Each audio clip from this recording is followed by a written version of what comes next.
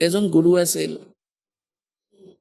তেওঁ নিজৰ শিষ্যক এটা বিদ্যা শিকাই দিলে, ভূত বিদ্যা। আৰু তেওঁ কৈছিলে যে মোৰ এবচেঞ্চত এই বিদ্যা প্ৰয়োগ নকৰিবা। গতিকে গুৰুদেৱে কোৱাৰ বাবে শিষ্যজনে স্বীকাৰ কৰিলে যে হ'ব। গুৰুদেৱ এদিন গুচি গ'ল কিবা কামৰ বাবে বাহিৰলৈ। এতিয়া শিষ্যজন অকলে আছে। সি ভাবিলে যে গুৰুদেৱে দিয়া শিক্ষা মই এবাৰ প্ৰয়োগ কৰি চাওঁ, সেয়া মই কিমান সফল কৰিব পাৰিলো। সি সেই মন্ত্ৰটো মাতিলে। তেতিয়া তাৰ সন্মুখত আহি এটা জিন থিয় হ'ল। জিন।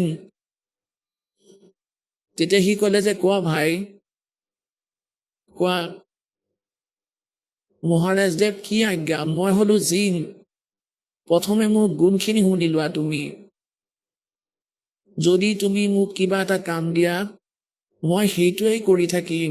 আৰু যদি মোক একো কাম নিদিয়া, তেনেহ'লে মই তোমাৰে ডিঙি চেপি থাকিম। বেলেগ কাম নকৰো, তোমাকে মাৰিম।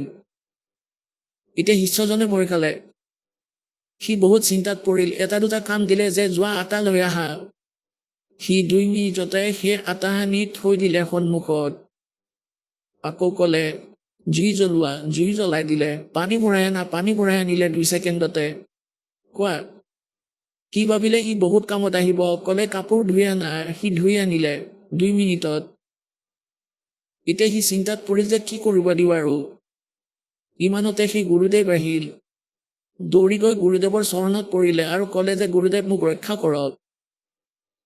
গুৰুদেৱে সুধিলে যে তুমি সেই বিদ্যা প্ৰয়োগ কৰিলা নেকি? ক'লে মোৰ ভুল হৈ গ'ল। ক'লে ভুল কৰিলা তুমি, এইটো কৰিব নালাগিছিল। ক'ব ধৰিলে মোৰ প্ৰাণ ৰক্ষা কৰক গুৰুদেৱ। সুধিলে কামখিনি কৰিলা নে? ক'লে মই ইয়াৰ দ্বাৰাই সকলো কাম কৰালো। গুৰুদেৱে ক'লে যে ইয়াক এডাল বাঁহ আনিব দিয়া, দীঘল 30-40 ফুটৰ। সি ক'লে যোৱা বাঁহ এডাল লৈ আহা। সি লৈ আহিলে 1 মিনিটতে আনি দিলে। তাৰপিছত গুৰুদেৱে ক'লে যে এইডাল মাটিত পুতি দিয়া 2-3 ফুট দকৈ। 2-3 ফুট পুতি চিধা থিয় কৰাই দিয়া। কৰি দিলে।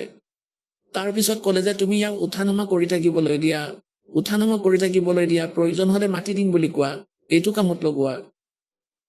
সেই জিনটোক কামত লগাই দিলে, বাঁহত উঠিবলৈ আৰু নামিবলৈ।